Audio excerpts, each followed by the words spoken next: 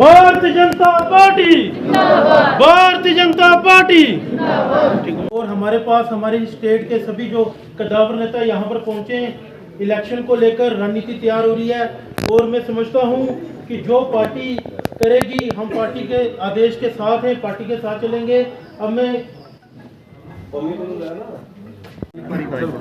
आज सबसे पहले धन्यवाद करता हूं जिन्होंने अपना कीमती वक्त निकाला, और हम वेलकम करते हैं जो हमारे बीच में हमारे स्टेट के जनरल सेक्रेटरी श्री विबोध गुप्ता जी, हमारे ज़िला के प्रभारी राजेंद्र गुप्ता जी, और अखनूर से एक्स MLA रह चुके हैं पार्टी के कद्दावर नेता राजीव शर्मा जी का धन्यवाद करता हूं और इनका स्वागत करता हूं।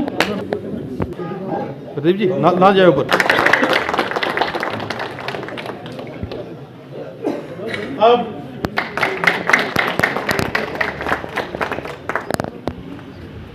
अब मैं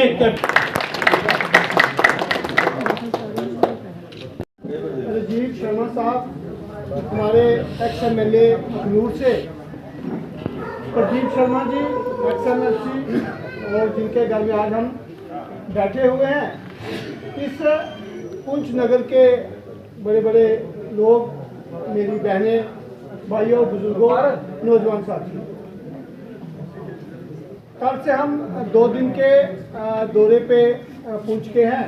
रही काफ़ी लोगों से मिलना हुआ, काफ़ी लोगों से बैठना हुआ। प्रदीप जी भी साथ थे। प्रदीप जी का था कि आज की जो सुबह ब्रेकफास्ट है वो उनके घर करी जाए, तो उन्होंने कुछ लोग बुलाए हैं, उनसे बात कर दी। इसका दौर है, पार्लियामेंट इलेक्शन चल रहे हैं, 2 फेज जो है वो हो चुके हैं, तीसरा फेज आने वाला है। हमारी वोटिंग जिस कॉन्स्टिट्यूंसी में हम पढ़ते हैं, इसमें भी कहीं मौसम की वजह से बड़ी बारिशें चल रही हैं, ताकि का बार बार बंद हो रहा है। जिन लोगों ने कैंपेनिंग करनी है कि 25 तारीख को जो भी अनाउंसमेंट की थी, पोलिंग रखी। भारत में पोलिंग करना, सरकार चुनना, वोट डालना, ये हर एक वोटर का फर्ज है।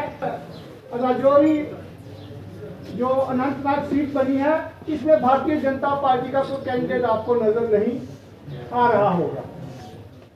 ऐसी बहुत सीटें हैं हिंदुस्तान में जहां भारतीय जनता पार्टी का कैंडिडेट नजर नहीं आ रहा होगा, मगर उसका अलाइंस पार्टनर कोई ना कोई जो है वो वहां नजर आ रहा है। 550 सीटों में लगभग 200 सीट जो है हम किसी न किसी के साथ अलाइंस में लड़ रहे हैं, चाहे वो हमें सपोर्ट कर रहे हैं, चाहे हम उनको सपोर्ट कर रहे हैं। राजेंद्र गुप्ता जी मेरे साथ असेंबली में, मैं अपर हाउस में था और ये असेंबली में थे। अखनूर से MLA मेरे भाई राजीव शर्मा जी और कैप्टन साहब और भट्ट साहब, जितने यहाँ पर, और खासकर हमारे प्रधान साहब जो गुरुद्वारा प्रबंधन कमेटी के सेक्रेटरी हैं, वो भी यहाँ पर बैठे हुए हैं, डिस्ट्रिक्ट गुरुद्वारा जीते हुए हैं। और यहाँ डिस्ट्रिक्ट के गुरुद्वारा प्रबंधन कमेटी के सेक्रेटरी हमारे AD साहब, और जितने भी यहाँ पर लोग हैं, हमारे जूनियर किशोर जी में मेहता साहब, जिसका नाम नहीं लूँगा, और खासकर पीर साहब और सरपंच साहब पीछे बैठे हुए हैं, मास्टर नेता दत्ता साहब और लेक्चर साहब, और जितने आप यहाँ बैठे हुए हो।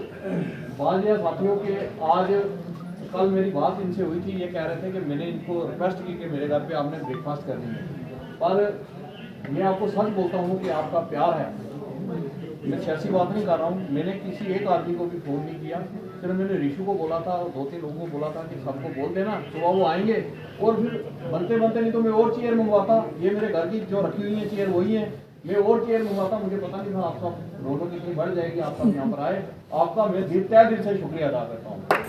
दूसरी बात, लोग बैठे हुए जिन्होंने बोलना लिया, मैं उससे भी माफ़ी चाहूँगा, जो पीछे बैठे हुए बड़े हमारे स्टेट के अहदेदार हैं। दूसरी बात कि पिछले काफ़ी दिन से मुझे फ़ोन आते हैं, जैसे बाकी वोट किसको देना है, मैंने उनको सबको फ़ोन किया, मैं आओ भाई, 2-3 लोगों को फ़ोन किया, आओ तो वो जी खुद बताएंगे वोट किसको देना है, हमने किस तरफ चलना है। भाइयों, मेरे भाइयों, बुजुर्गों और साथियों, में ज़्यादा ना बोलकर सिर्फ आपको ज़्यादा इतनी सी बात कहूँगा कि हम जो पुंछ में हम जितने भी लोग रहते हैं, चाहे वो हिंदू हो, मुसलमान हो, सिख हो, ईसाई हो, हमने कभी दुनिया में कहीं इसका कोई भी मिसाल नहीं है कि हमारे लोगों को, जो हमारे लोग हैं, हमारे लोगों को ST मिला हो, सब पढ़े लिखे लोग हो, हमें बहुत बड़ा जो है हमारे पर एहसान है भारतीय जनता पार्टी का और श्रीमान नरेंद्र मोदी जी का और अमित शाह जी का कि उन्होंने हमें एसटी दिया।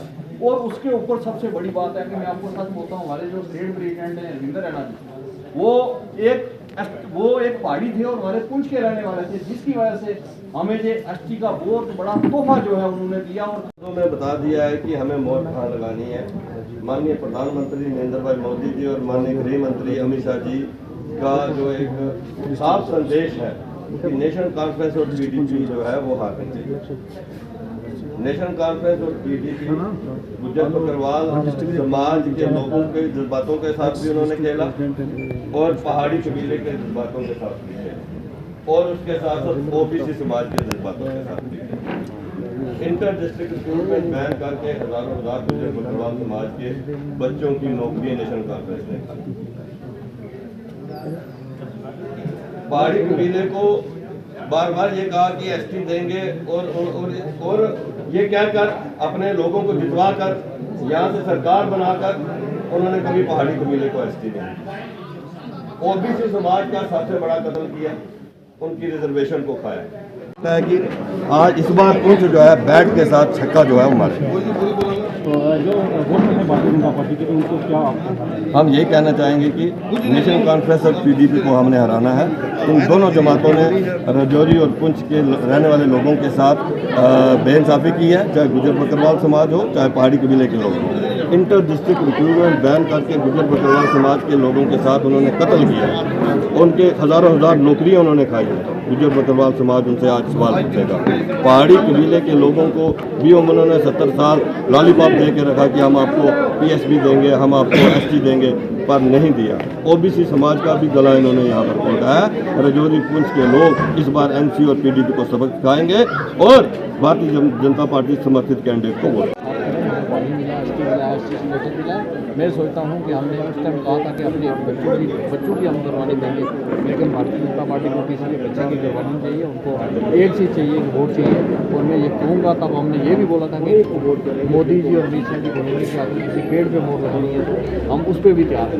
आज हम नहीं कहते हैं किसी पेड़ पे मोहर लगाएं, पर मैं ये कहूँगा कि भारतीय जनता पार्टी और अमित शाह जी ने ये कहा जम्मू में आकर कि कांग्रेस, एनसी और पीडीपी इन तीनों बातों को छोड़कर आप इनको वोट ना दें, आप और किसी को वोट दें, इनको मत वोट दें। मैं ये कहूँगा कि उन्होंने इनफैक्ट मुझे लगता है कि बैट और बोले जो वो हमारा जफर जो है वाल मनास, वो लोकल आदमी है, यहाँ का सियाला का सुरमकोट का, हम सबको उसको वोट देने और हम उसको वोट, हम जब जफर जी को वोट देंगे तो मैं सोचता हूँ वो सीधा मोदी जी को बात